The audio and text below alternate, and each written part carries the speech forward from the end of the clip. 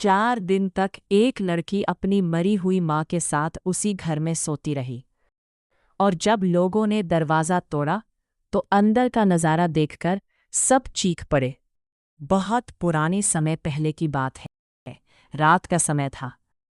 आसमान में काले बादल भयानक आवाज़ के साथ गरज रहे थे। बारिश इतनी तेज हो रही थी कि पूरे गांव की गलियां कीचड़ में बदल चुकी थी। गांव के आखिरी छोर पर एक टूटी फूटी झोपड़ी थी, जहां 16 साल की सीमा अपनी मां गौरी के साथ रहती थी। लोग उस झोपड़ी के पास रात में जाने से डरते थे, क्योंकि कहते थे उस घर पर मौत का साया है। सीमा के पिता कई साल पहले अचानक गायब हो गए थे। कोई कहता वो शहर भाग गया, कोई कहता नदी में डूब गया, लेकिन सच किसी को नहीं पता था। गौरी अक्सर रात में डरकर उठ जाती थी। कभी खिड़की बंद करती, कभी दरवाजे के बाहर झांकती, जैसे उसे किसी का डर हो। एक रात गौरी की तबीयत बहुत खराब हो गई। वो खांसते खांसते कांप रही थी। सीमा, उसने कमजोर आवाज में कहा, अगर मुझे कुछ हो जाए तो इस घर को छोड़कर मत जाना। सीमा रोने लगी। माँ, ऐसी बातें मत करो। गौरी ने अचानक डरकर दरवाजे की तरफ देखा। वो वापस आएगा। सीमा घबरा गई। कौन माँ? लेकिन तभी खिड़की अपने आप खुल गई। तेज हवा अंदर आई। दिया बुझ गया। पूरा कमरा अंधेरे में डूब गया। बिजली चमकी और सीमा ने खिड़की के बाहर एक काली परछाई देखी। 2 चमकती हुई आंखें जो सीधे उसे घूर रही थीं। सीमा चीखी, कौन है? लेकिन अगले ही पल वो परछाई गायब हो गई। सुबह जब सीमा उठी तो झोपड़ी में अजीब सन्नाटा था। ना माँ की खांसी, ना कोई आवाज। माँ, वो धीरे धीरे गौरी के पास गई। उसने माँ का हाथ पकड़ा और डर गई। हाथ बर्फ की तरह ठंडा था। माँ, उठो ना, उसने झकझोर कर हिलाया। लेकिन गौरी मर चुकी थी। सीमा की चीख पूरे घर में गूंज उठी। उसी पल कमरे के कोने में रखा पुराना आईना अपने आप टूट गया। सीमा डरकर पीछे हट गई। उसकी सांसें तेज हो गईं। उसे महसूस हुआ जैसे कमरे में कोई और भी मौजूद हो। सीमा जानती थी, अगर गांव वालों को पता चला कि उसकी मां मर गई है तो लोग उसे अकेला छोड़ देंगे। मुखिया उनकी झोपड़ी छीन लेगा और उसके रिश्तेदार भी उसे नहीं अपनाएंगे। इसलिए उसने फैसला किया, वो किसी को कुछ नहीं बताएगी। उसने माँ के शव को बिस्तर पर लिटाया, ऊपर पुरानी चादर डाल दी, फिर खुद को समझाने लगी, बस 1-2 दिन, फिर मैं कुछ सोचूंगी। लेकिन उसे नहीं पता था, आने वाले 4 दिन उसकी जिंदगी का सबसे बड़ा डर बन जाएंगे। दोपहर में पड़ोसन कमला दरवाजे पर आई। अरे सीमा, तेरी माँ कैसी है? सीमा घबरा गई। सो रही है? कमला अंदर आने लगी। तभी कमरे के अंदर से कुछ गिरने की आवाज आई। कमला डर गई। ये कैसी आवाज है? शायद बिल्ली की आवाज है। कमला शक भरी नजरों से उसे देखने लगी, लेकिन फिर चली गई। उस रात सीमा माँ के शव के पास बैठी रोती रही। अचानक उसे लगा जैसे कोई उसके कान में फुसफुसाया, मुझे यहां से ले जा। सीमा डरकर उठ गई। लेकिन वहां कोई भी नहीं था। अब शव से बदबू आने लगी थी। सीमा ने अगरबत्ती जलाई, लेकिन कोई फायदा नहीं हुआ। रात को उसने माँ का चेहरा देखा और उसकी चीख निकल गई। गौरी का चेहरा नीला पड़ चुका था, आंखें आधी खुली थी। सीमा रोते रोते वहीं बैठ गई। माँ, मुझे अकेला मत छोड़ो। खिड़की पर किसी ने दस्तक दी। सीमा जम गई। धीरे धीरे उसने खिड़की की तरफ देखा। बाहर सफ़ेद कपड़ों में एक बूढ़ी औरत खड़ी थी। उसके बाल बिखरे हुए थे और आंखें पूरी काली थी। सीमा डर के मारे पीछे हट गई। बिजली चमकी और अगले ही पल वो औरत गायब हो चुकी थी। तीसरे दिन बदबू पूरे मोहल्ले में फैल गई।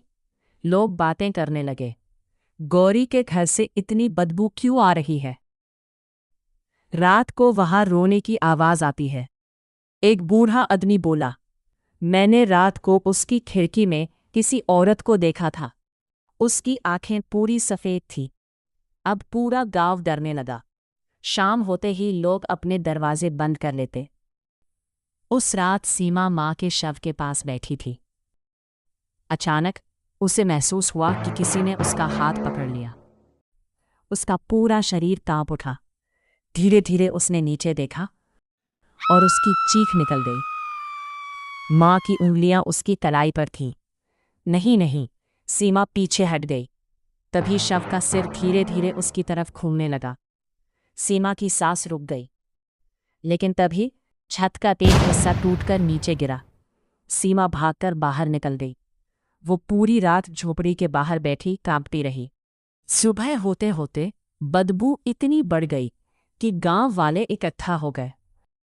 मुखिया चिल्लाया, दरवाज़ा खोलो। सीमा रोने लगी, मत खोलो। लेकिन किसी ने उसकी बात नहीं सुनी। दरवाज़ा तोड़ दिया गया। अंदर का दृश्य देखकर सबके होश उड़ गए। गौरी की सड़ी हुई लाश बिस्तर पर पड़ी थी। कमरे में मक्खियां भिनभिना रही थीं और कोने में बैठी सीमा पागलों की तरह रो रही थी।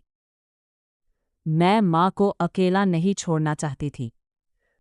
कुछ औरतें रोने लगी, लेकिन तभी एक आदमी डर से चीख पड़ा, लाश की आंखें खुली है। पूरा कमरा सन्न हो गया। सच में गौरी की आंखें खुली हुई थीं और ऐसा लग रहा था जैसे वो किसी को घूर रही हो। उस घटना के बाद पूरा गांव सीमा से डरने लगा। बच्चे उसे देखकर भागते। औरतें फुसफुसाती, इस लड़की पर बुरी आत्मा का साया है। मुखिया ने उसकी झोपड़ी छीन ली और सीमा को गांव से निकाल दिया गया। बारिश वाली रात में वो अकेली सड़क पर चल रही थी। तभी पीछे से किसी ने आवाज दी, सीमा। वो पड़ती, लेकिन वहां कोई नहीं था। सीमा लोगों से परेशान होकर अपने मामा उसके पास गई। हालांकि उसे पता था उसके मामा उसे अपने पास नहीं रखेंगे। फिर भी वो एक झूठी उम्मीद लेकर अपने मामा मामी के पास गई और बोली, मेरी माँ मर गई है और मेरे पास रहने के लिए कोई जगह नहीं है। आप बोले तो मैं यहाँ रह सकती हूँ। तभी मामी बोली, अपशकुनी कही कि अपनी माँ को तो खा गई और आई हमारे पास। चली जा यहां से, हमारे पास तेरे लिए कोई जगह नहीं है। तभी सीमा बोली, मामा जी, मुझे अपने घर में रहने दीजिए ना। गांव वालों ने मुझे बाहर निकाल दिया है। अब मैं अकेली कहाँ जाऊंगी और किसके पास रहूंगी? आप मेरी मदद कीजिए। अब तो मेरी माँ भी नहीं रही। मामा जी बोले, चली जा, मेरे पास तेरे लिए कोई जगह नहीं है। सीमा वहां से निकलती है। कुछ दिनों बाद सीमा शहर पहुंच गई, लेकिन शहर गांव से भी ज्यादा खतरनाक था। एक आदमी ने उसे काम दिलाने का वादा किया। वो आदमी उसे अपने घर ले गया, उसे खिलाया पिलाया और दूसरे कमरे में चला गया। वो किसी से फोन पर बात करने लगा। वो सीमा को किसी को बेचने की बात कर रहा था। जब सीमा को सच पता चला तो उसके पैरों तले जमीन खिसक गई। वो तो लड़कियों का तस्कर निकला। एक रात वो वहां से भाग निकली। पीछे गुंडे उसका पीछा कर रहे थे। बारिश, अंधेरा, सुनसान सड़क, सीमा पूरी ताकत से भाग रही थी। तभी सामने से तेज रोशनी आई।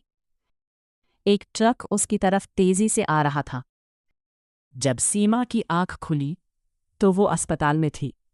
एक महिला पुलिस अफसर उसके पास बैठी थी। उस अफसर ने उसकी पूरी कहानी सुनी और पहली बार किसी ने उससे कहा, तुम मनहूस नहीं, बहुत बहादुर हो। सीमा रो पड़ी। उस दिन के बाद उसकी जिंदगी बदलने लगी। सीमा दिन में काम करती और रात में पढ़ाई। कई बार भूखी सोती। कई बार लोगों के ताने सुनती, लेकिन हार नहीं मानती। धीरे धीरे उसने स्कूल पास किया, फिर कॉलेज, फिर पुलिस की परीक्षा, और कई सालों की मेहनत के बाद वही गरीब लड़की, जिसे लोग मनहूस कहते थे, आईपीएस अफसर बन गई। कई साल बाद सीमा अपने गांव लौटी। पूरा गांव उसे देखकर हैरान था, लेकिन गांव आज भी डरता था। एक बूढ़ी औरत बोली, तेरी पुरानी झोपड़ी में आज भी रात को रोने की आवाज आती है। उस रात सीमा अकेली अपनी पुरानी झोपड़ी में गई। अंदर सब धूल से भरा था। अचानक पुराना आईना अपने आप हिलने लगा। चरर। फिर वही आवाज आई, सीमा। उसकी सांसें रुक गईं। धीरे धीरे उसने पीछे देखा, और अंधेरे में उसे अपनी माँ गौरी की परछाई दिखाई दी, जो मुस्कुरा रही थी, लेकिन उसकी आंखें पूरी काली थीं। और तभी झोपड़ी का दरवाज़ा अपने आप बंद हो गया। धड़ाम। बाहर तेज बारिश शुरू हो चुकी थी, और अंदर सीमा की डरावनी चीख गूंज उठी।